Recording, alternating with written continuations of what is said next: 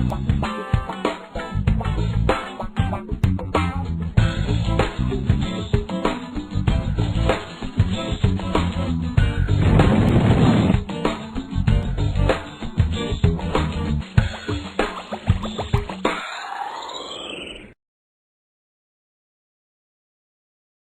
you have one of these? I got a little obsessed with mine. In fact, I got a little obsessed with all my stuff. Have you ever wondered where all the stuff we buy comes from and where it goes when we throw it out? I couldn't stop wondering about that, so I looked it up. And what the textbook said is that stuff moves through a system from extraction to production to distribution to consumption to disposal. All together, it's called the materials economy. Well, I looked into it a little bit more. In fact, I spent 10 years traveling the world, tracking where our stuff comes from and where it goes. And you know what I found out? That is not the whole story. There is a lot missing from this explanation. For one thing, this system looks like it's fine. No problem. But the truth is, it's a system in crisis. And the reason it's a system in crisis is it's a linear system and we live on a finite planet. And you cannot run a linear system on a finite planet indefinitely. Every step along the way, this system is interacting with the real world. In real life, it's not happening on a blank white page. It's interacting with societies, cultures, economies, the environment. And all along the way, it's bumping up against limits. Limits we don't see here because the diagram is incomplete. So let's go back through. Let's fill in some of the blanks and see what's missing. Well, one of the most important things that's missing is people. Yes, people. People live and work all along this system. And some people in this system matter a little more than others. Some have a little more say. Who are they? Well, let's start with the government. Now, my friends tell me I should use a tank to symbolize the government, and that's true in many countries and increasingly in our own. After all, more than 50% of our federal tax money is now going to the military. But I'm using a person to symbolize the government because I hold true to the vision and values the government should be of the people, by the people, for the people. It's the government's job to watch out for us, to take care of us. That's their job. Then along came the corporation. Now, the reason the corporation looks bigger than the government is that the corporation is bigger than the government. Of the 100 largest economies on Earth now, 51 are corporations. And as the corporation has grown in size and power, we've seen a little change in the government where they're a little more concerned in making sure everything's working out for those guys than for us.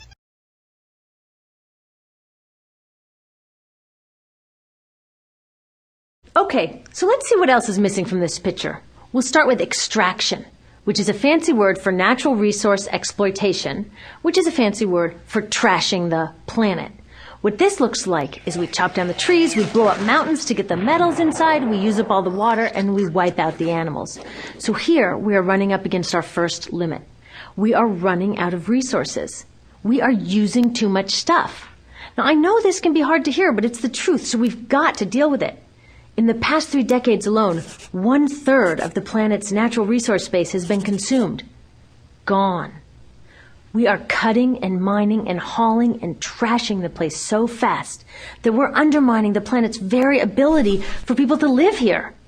Where I live, in the United States, we have less than 4% of our original forests left. 40% of the waterways have become undrinkable.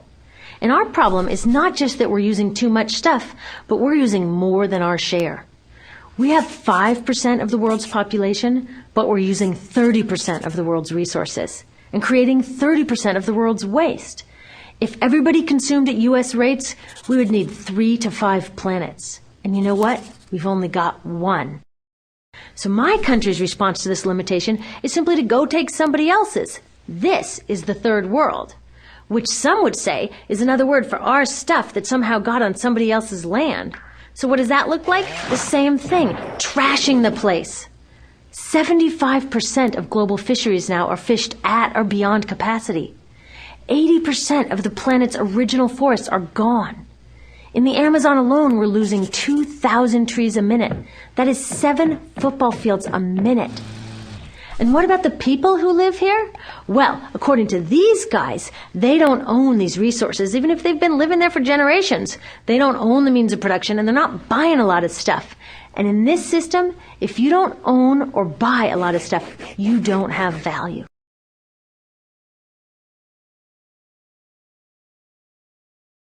So next, the materials move to production. And what happens there is we use energy to mix toxic chemicals in with the natural resources to make toxic contaminated products. There are over 100,000 synthetic chemicals in use in commerce today. Only a handful of them have even been tested for health impacts, and none have been tested for synergistic health impacts. That means when they interact with all the other chemicals we're exposed to every day. So we don't know the full impact on health and the environment of all these toxic chemicals, but we do know one thing. Toxics in, toxics out. As long as we keep putting toxics into our industrial production systems, we're going to keep getting toxics in the stuff that we bring into our homes and workplaces and schools, and our bodies. Like BFRs, brominated flame retardants, they're a chemical that make things more fireproof, but they are super toxic. They're a neurotoxin. That means toxic to the brain. What are we even doing using a chemical like this? Yet we put it in our computers, our appliances, couches, mattresses, even some pillows. In fact, we take our pillows, we douse them in a neurotoxin, then we bring them home and put our heads on them for 8 hours a night to sleep. Now, I don't know, but it seems to me in this country with so much potential, we could think of a better way to stop our heads from catching on fire at night. Now, these toxics build up the food chain and concentrate in our bodies. Do you know what is the food at the top of the food chain with the highest level of many toxic contaminants? Human breast milk. That means that we've reached a point where the smallest members of our societies, our babies, are getting the highest lifetime dose of toxic chemicals from breastfeeding from their mothers. Is that not an incredible violation? Breastfeeding must be the most fundamental human act of nurturing. It should be sacred and safe. Now, breastfeeding is still best, and mothers should definitely keep breastfeeding, but we should protect it. They should protect it. I thought they were looking out for us. And of course, the people who bear the biggest brunt of these toxic chemicals are the factory workers, many of whom are women of reproductive age. They're working with reproductive toxins, carcinogens, and more. Now I ask you, what kind of woman of reproductive age would work in a job exposed to reproductive toxins except for a woman with no other option? And that's one of the beauties of this system. The erosion of local environments and economies here ensures a constant supply of people with no other option. Globally, 200,000 people a day are moving from environments that have sustained them for generations into cities, many to live in slums, looking for work, no matter how toxic that work may be. So you see, it's not just resources that are wasted along this system, but people too. Whole communities get wasted. Yep, toxics in, toxics out. A lot of the toxics leave the factories in products, but even more leave as byproducts or pollution. And it's a lot of pollution. In the U.S., our industry admits to releasing over 4 billion pounds of toxic chemicals a year. And it's probably a lot more because that's only what they admit.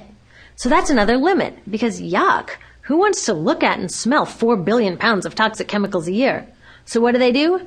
Move the dirty factories overseas, pollute someone else's land. But surprise, a lot of that pollution is coming right back at us, carried by wind currents.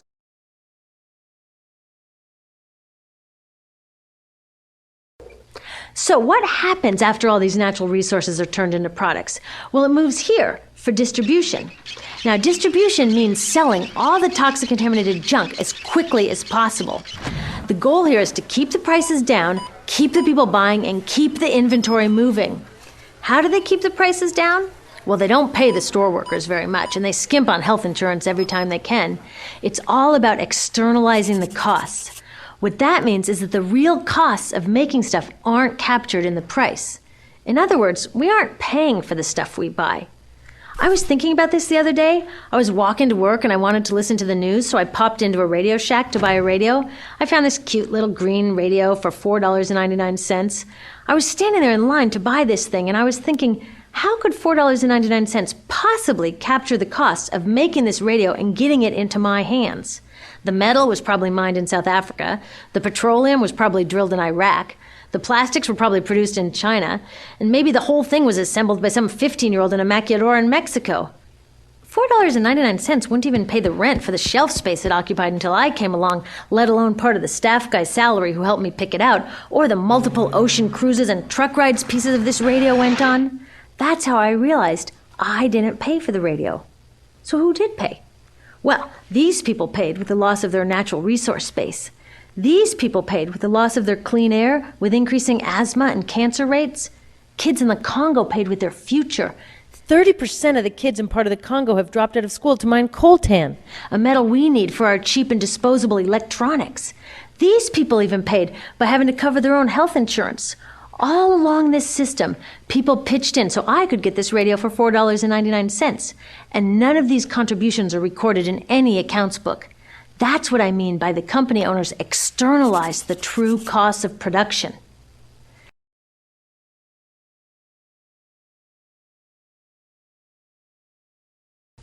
And that brings us to the golden arrow of consumption. This is the heart of the system, the engine that drives it. It is so important that protecting this arrow has become the top priority for both of these guys. That's why after 9/11, when our country was in shock, and President Bush could have suggested any number of appropriate things, to grieve, to pray, to hope. No, he said to shop, to shop. We have become a nation of consumers. Our primary identity has become that of being consumers, not mothers, teachers, farmers, but consumers. The primary way that our value is measured and demonstrated is by how much we contribute to this arrow, how much we consume. And do we? We shop and shop and shop, keep the materials flowing, and flow they do. Guess what percentage of total materials flow through this system is still in product or use 6 months after their date of sale in North America? 50%? 20? No, 1%. 1. In other words, 99% of the stuff we harvest, mine, process, transport, 99% of the stuff we run through this system is trashed within 6 months. Now, how can we run a planet with that level of materials throughput? It wasn't always like this. The average U.S. person now consumes twice as much as they did 50 years ago. Ask your grandma. In her day, stewardship and resourcefulness and thrift were valued. So how did this happen? Well, it didn't just happen. It was designed. Shortly after World War II, these guys were figuring out how to ramp up the economy. Retailing analyst Victor Lebeau articulated the solution that's become the norm for the whole system. He said, our enormously productive economy demands that we make consumption our way of life, that we convert the buying and use of goods into rituals, that we seek our spiritual satisfaction, our ego satisfaction in consumption. We need things consumed, burned up, replaced, and discarded at an ever-accelerating rate. President Eisenhower's Council of Economic Advisors chairman said that the American economy's ultimate purpose is to produce more consumer goods.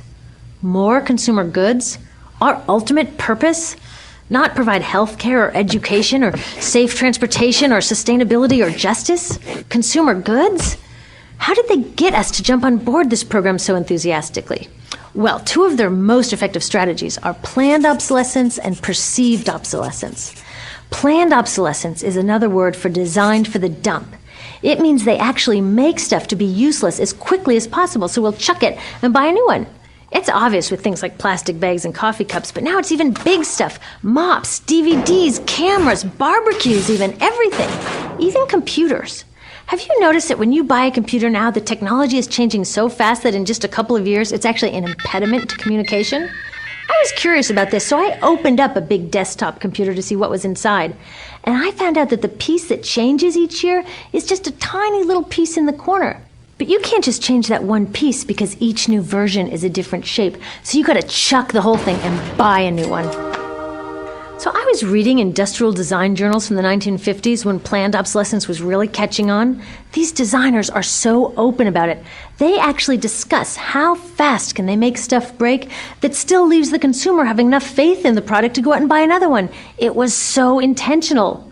But stuff cannot break fast enough to keep this arrow afloat. So there's also perceived obsolescence. Now, perceived obsolescence convinces us to throw away stuff that is still perfectly useful. How do they do that? Well, they change the way the stuff looks. So if you bought your stuff a couple of years ago, everyone can tell that you haven't contributed to this arrow recently. And since the way we demonstrate our value is contributing to this arrow, it can be embarrassing. Like, I've had the same fat white computer monitor on my desk for 5 years. My coworker just got a new computer. She has a flat, shiny, sleek monitor. It matches her computer, it matches her phone, even her pen stand. She looks like she's driving in Spaceship Central, and I look like I've got a washing machine on my desk. Fashion is another prime example of this. Have you ever wondered why women's shoe heels go from fat one year to skinny the next to fat to skinny? It's not because there's some debate about which heel structure is the most healthy for women's feet. It's because wearing fat heels in a skinny heel year shows everybody that you haven't contributed to that era as recently, so you're not as valuable as that person in skinny heels next to you, or more likely in some ad. It's to keep us buying new shoes. Advertisements and media in general plays a big role in this. Each of us in the U.S. is targeted with over 3,000 advertisements a day. We see more advertisements in 1 year than people 50 years ago saw in a lifetime. And if you think about it, what's the point of an ad except to make us unhappy with what we have?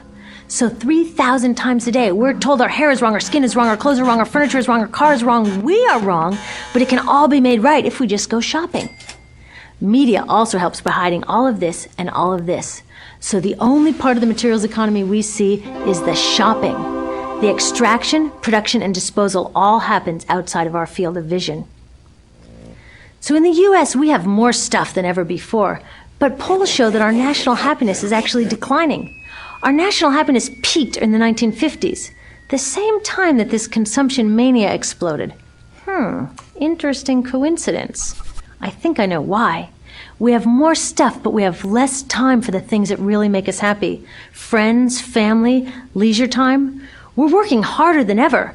Some analysts say we have less leisure time than any time since feudal society. And do you know what the two main activities are that we do with the scant leisure time we have? Watch TV and shop. In the US, we spend 3 to 4 times as many hours shopping as our counterparts in Europe do. So we're in this ridiculous situation where we go to work, maybe 2 jobs even, and we come home and we're exhausted, so we plop down on our new couch and watch TV, and the commercials tell us you suck, so you gotta go to the mall to buy something to feel better, and then you gotta go to work more to pay for the stuff you just bought, so you come home and you're more tired, so you sit down and you watch more TV, and it tells you to go to the mall again, and we're on this crazy work, watch, spend treadmill, and we could just stop.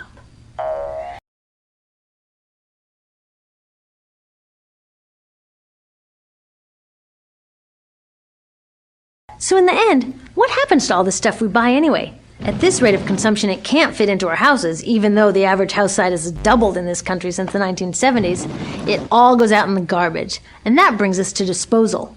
This is the part of the materials economy we all know the most because we have to haul the junk out to the curb ourselves. Each of us in the United States makes 4.5 pounds of garbage a day.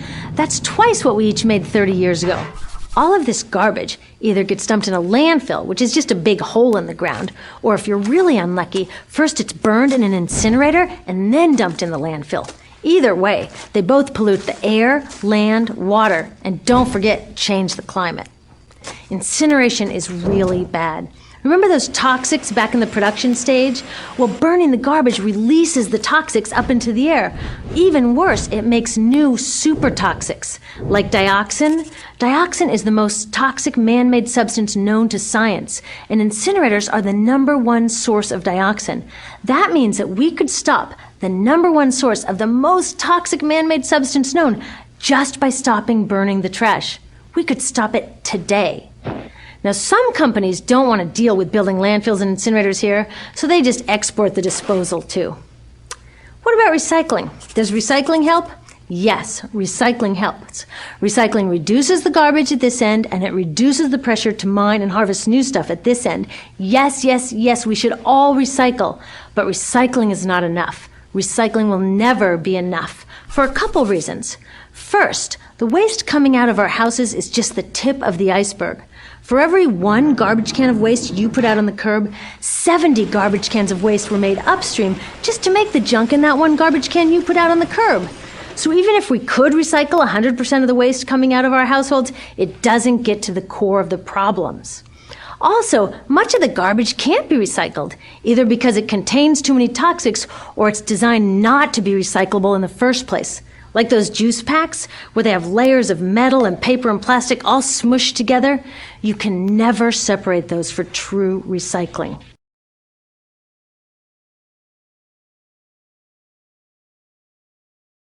So you see, it is a system in crisis.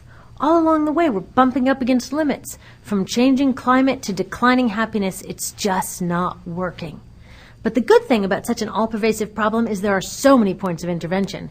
There are people working here on saving forests, here on clean production, labor rights, fair trade, conscious consuming, blocking landfills and incinerators, and very importantly, taking back our government, so that it really is by the people, for the people. All of this work is critically important, but things really start moving when we see the connections, when we see the big picture. When people all along this system get united, we can reclaim and transform this whole linear system into something new, a system that doesn't waste resources or people. You see, what we really need to chuck is that old school throwaway mindset. There's a new school of thinking about this stuff, and it's based on sustainability and equity. Things like green chemistry, zero waste, closed-loop production, renewable energy, local living economies. It's already started. Some say it's unrealistic, too idealistic that it can't happen.